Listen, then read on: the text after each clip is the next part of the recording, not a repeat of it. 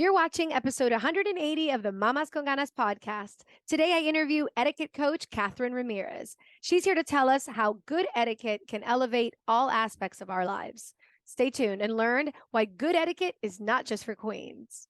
Hi, Catherine. Welcome to the Mamas con Ganas podcast. Valentina, it's such a pleasure. I'm so excited to have you here. I have been wanting to do an episode on etiquette for the longest time. I think since I created my platform. I'm serious. And Mamacitas, the way that I met Catherine is I don't know, it's just funny. It's funny. It's funny. It's just funny. So it turns out that my husband had her as a patient.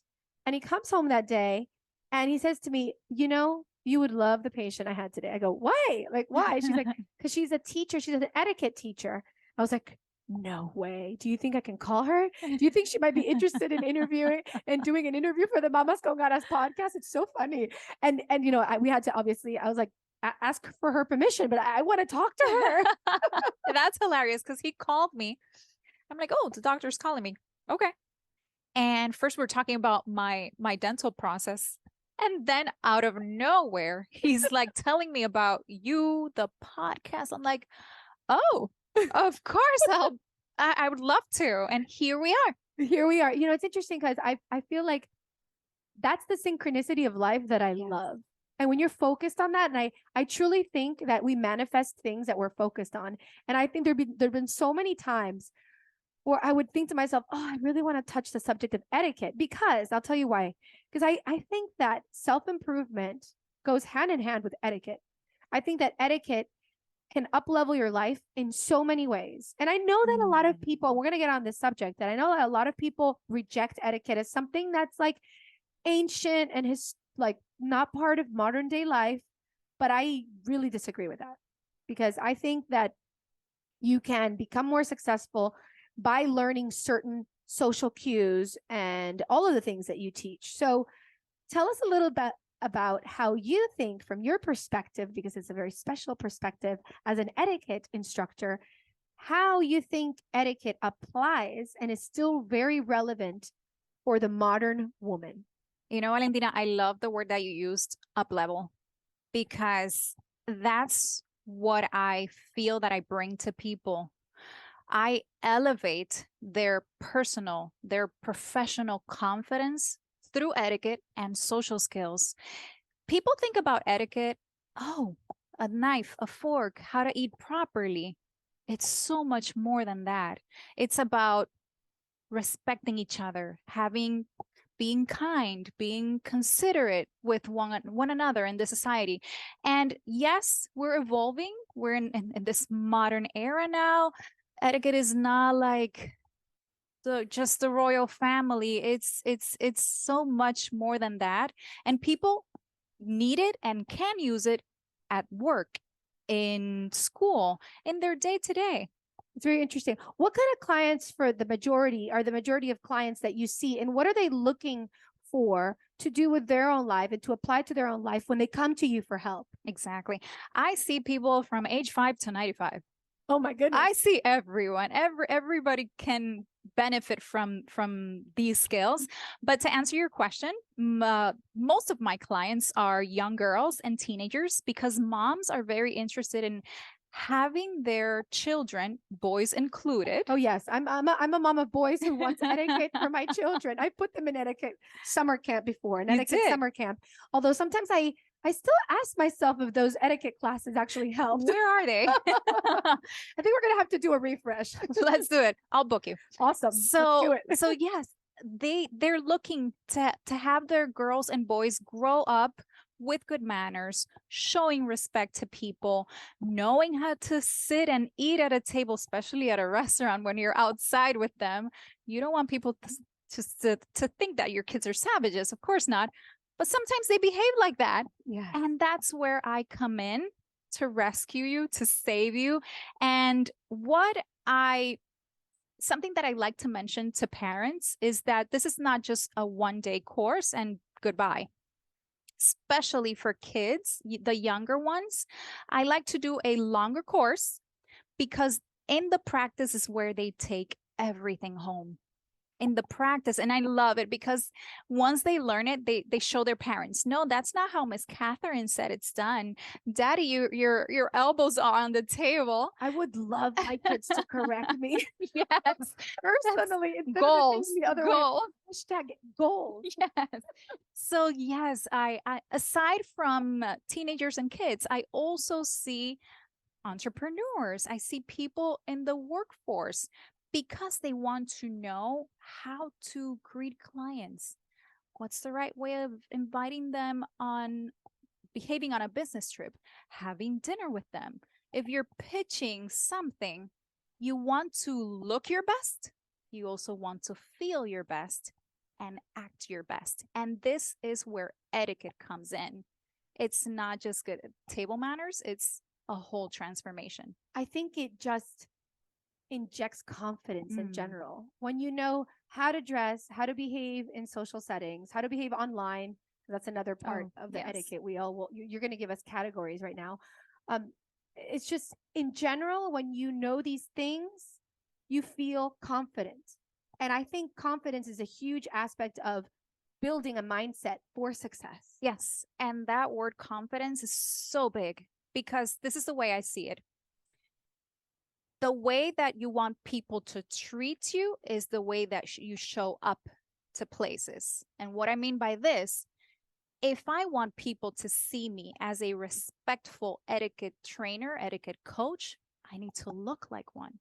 How do I look like one? I need to feel like one. I need to, and of course, I have my education, but the dress code is a big part of it, aside from the confidence that you need to show showing up to places. Absolutely. It's interesting because I have this conversation constantly with my teenage boys.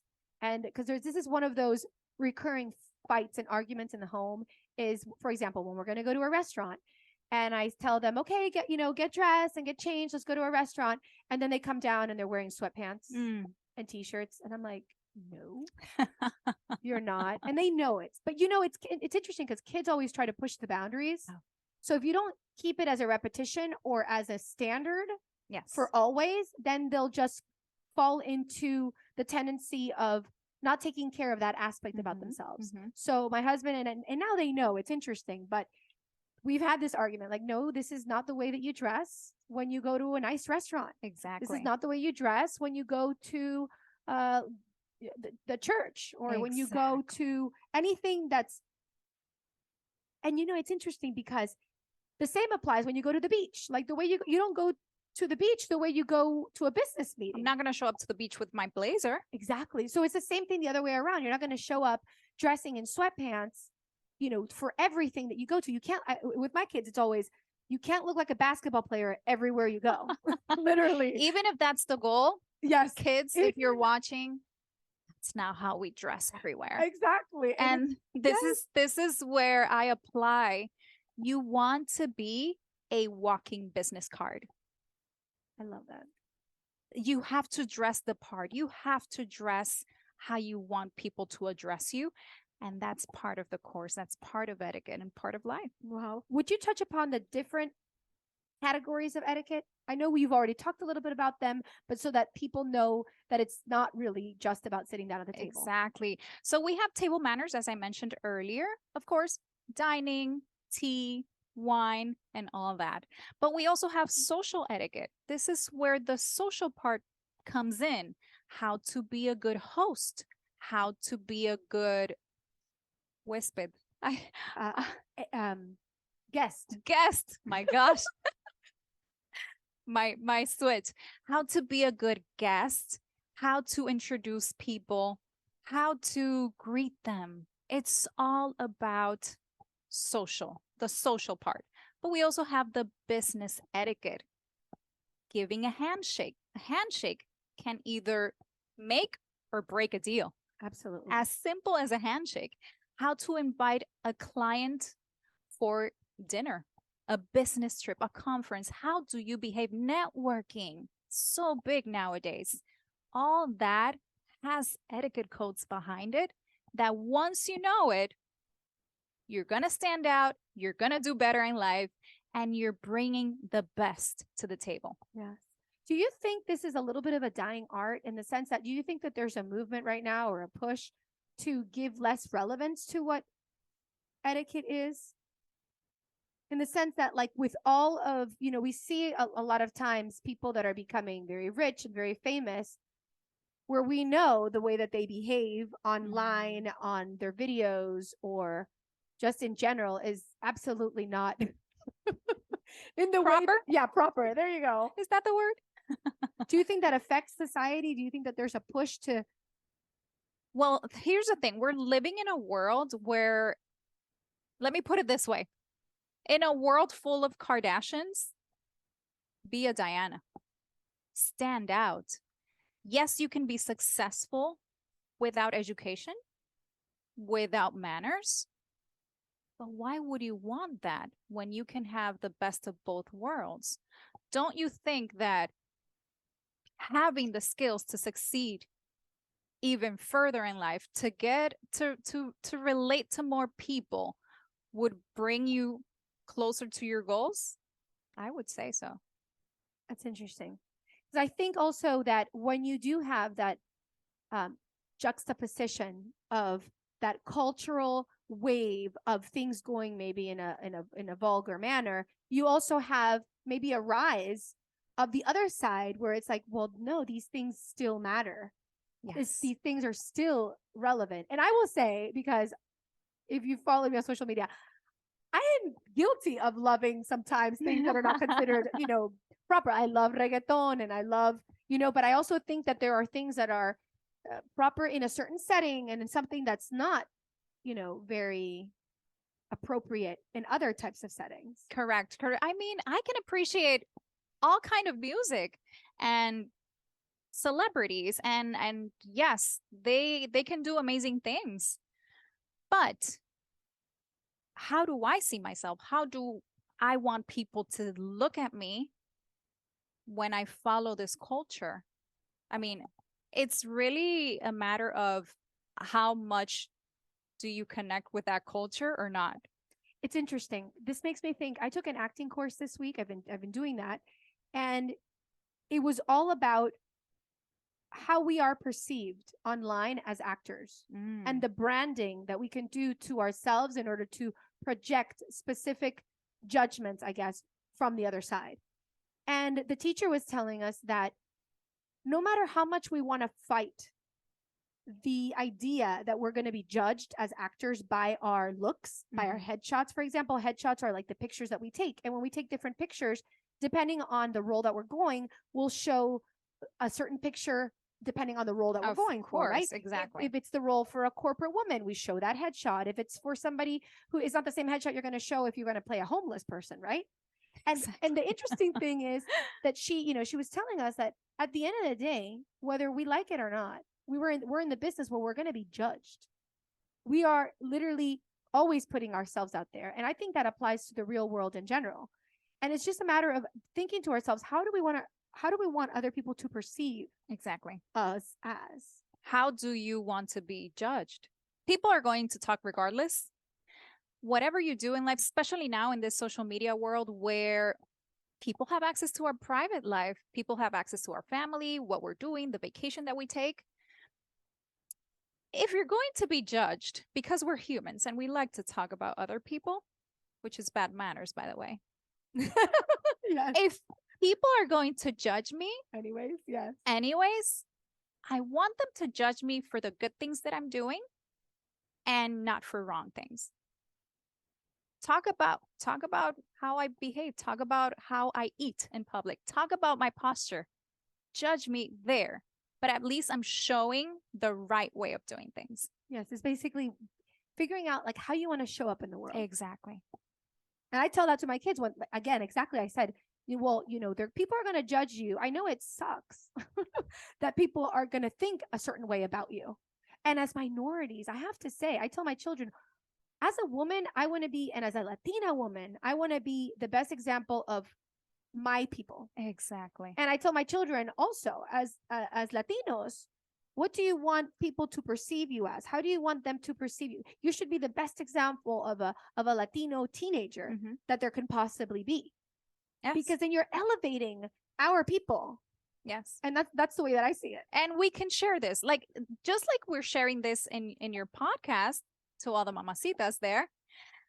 If I have all these skills, if I have all this education that I'm sharing with my clients, I want that to be shared with the world. Because why not? Why not have a world where everybody has better manners, where everybody is respecting each other more and just being kind and considerate? Oh my goodness. Imagine a world, Mamacita, where people were just Mm. kind. In the car, when you're in traffic, instead of having people, right? I mean, this applies to everything. To everything. To everything. Even when you're driving, you can Yes. have good manners and etiquette. Absolutely. I was standing in the grocery store the other day waiting to pay, and I was with my eldest son, and there was somebody who saw that I was going to be in line in a particular row, and literally the gentleman cut me off, but in a way that was very a little bit aggressive, and it was just out of nowhere, right?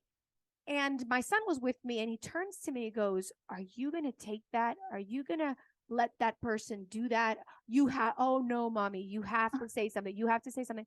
I said, "Honey, I'd rather be classy because I don't want this to escalate into an argument in public." Exactly. I go, he goes, this gentleman has already showed you who he is.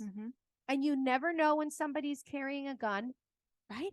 We never know if somebody's armed or if somebody's crazy. I don't know this gentleman. Exactly. The last thing I want to do is get into an argument with somebody that I do not know in public. In public. There you go. No. And so if he wants to be that way, he wants to, portray himself as rude, that's up to him. And there's where you notice how things have changed, how things have evolved, and how the chivalry has it's lost its charm. Because if this had happened, if this same scenario had happened, let's say 1920s, I can assure you that gentleman would have asked you, please go ahead and go first in line.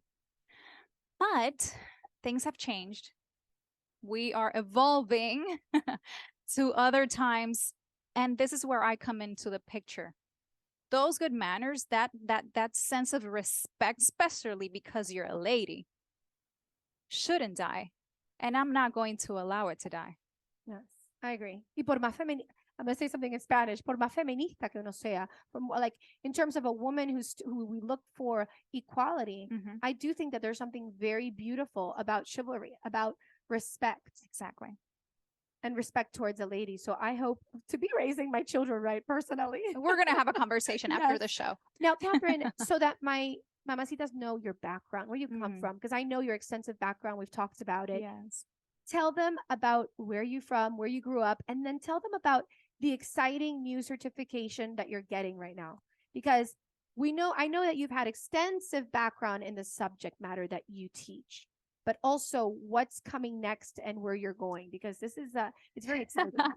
Well, I was born in New York. This child came from the Big Apple, but Dominican parents, 100% Dominican. So when I was a child, we all moved to the Dominican Republic. I grew up there, went to school, did high school, college. I got my degree in mass media. And while I was getting my degree, I started modeling. The modeling opened the doors for beauty pageants. So I started in this industry pretty young, 15 years old. And I just loved it. I fell in love with being on stage, with having a microphone in my hand. So after school, I started working in radio and also TV. And it was fascinating. Doing that, I got to represent my country in national pageants and international as well. The biggest pageant that I did was Miss International in China back in 2011. That's exciting. Oh, it was amazing. Three weeks in China, surrounded by 80 beautiful, talented, wow, strong and smart women. It was so empowering. But yes, after that season, I decided to move back to New York and knock on new doors and just have different experiences, bigger and better experiences in life. In New York, I continued my modeling career. I was signed by 2 agencies. I did photography, commercial acting. Loved it. It was fascinating. I also got the chance to work with Telemundo as a reporter. And that's where I discovered my purpose as a coach, as an etiquette coach, as simple as helping a friend who wanted to jump into a reality show and media and experience that. I'm like, let me help you. I have the tools, I have the knowledge. And it must have been a moment where you realized, wow, I didn't know how much knowledge I had accumulated throughout the years, right? Girl, I was like, I know I did all that for 10 years, but I never saw myself teaching somebody. I started training her. I remember we would meet once a month at a gym. And from these classes, I would post it on my social media for fun. And that's how I got my first clients and how my hobby became my business. That's amazing. I love it. I love that story. And tell them about the certificate that you're getting Yes. right now, because I feel like it's really cool how two different, like very prestigious places merge into Mm. one. Yes. So it's my business. I have all this, experience and skills, but I felt like I was missing a proper education just to have that as a As a stamp. as a stamp. I would say that. I would say as a stamp. So I decided to get certified as a trainer, and I'm currently uh, already halfway certification to become an international etiquette and protocol trainer. And it's fascinating. I get the best from both worlds because it's with a school in New York called Beaumont Etiquette, with a school in England, which is the English manner. So I'm getting the best of both worlds. Best of both worlds. Ooh, it's so exciting. I want to learn I'm more. learning so much. Listen, if one day I meet the royal family, I'll be ready. Oh my goodness. It's that's up to that amazing. level. Okay, so before we leave you leave us, can you give us like 3 tips on the maybe on 3 different categories, just something that we might not know that we should know? I would love to. One of my favorites to teach has to do with table manners, and we all have glasses. We all use glasses. Whatever you drink in it, it's fine. But this is the proper way of holding the glass, not from the bowl, because you don't want to warm up your drink, or fingerprints on the glass. It just doesn't look good. But from the stem, the lower you hold it, the more elegant. And if you see my fingers, this is the proper way. You could add another finger if it's too heavy, or for more balance. You have too much wine. Well, that's another thing. I'm sure there's a proper level to fill the cup. Another thing that I really, really want our mamacitas to know. Okay. Oh boy, I suffer with this one. When you're giving a toast or you cheer, like Yes. the cheers part. Yes. Salud. Don't clink. I know you see it everybody does it. You're not supposed to clink the glasses because it's glass. It can break, it can crack. Maybe you're at somebody else's house. You don't want to return oh, sorry, I broke your glass because I was giving a toast. So no clinking. The right way of doing this is you raise it eye level. Cheers. The classy ways The like classy ways like that. Now, if we go to social that. etiquette, Okay. with social etiquette, and this is I made a video on this. It's on my social media that you will see in this episode, so you can join and follow. It's a video how to be a good host, and part of it is about introducing people. Let's say you have an event at your house, or you're hosting an event somewhere. When your guests are coming in, don't just give them a drink and leave them astray. If they don't know each other, Valentina, this is crucial. You want them to interact, you want them to talk, you want them to have a good time. But if they don't know each other, how are they going to break that ice? That's where you, as a host, come in. You need to introduce them. As soon as they get there, you introduce them and you mention something they have in common. Oh, this is my friend Patricia. Patricia is also an actress, Valentina. You know, something that they can talk about while they're there instead of staring at their face with the crickets And feeling more awkward. in Yes. the background. So remember, as a good host, you always want to introduce people who don't know each other. Now, my third tip for today is about business etiquette. Something that we do a lot is that we handshake. So, things to keep in mind when you're giving a handshake is eye contact, a smile, of course, and if you see your hand, you have a web. So this web, my web, should lock with the other person's web with a firm handshake, not too strong, not too bland. A firm handshake. And if it's business, you do 2 pumps.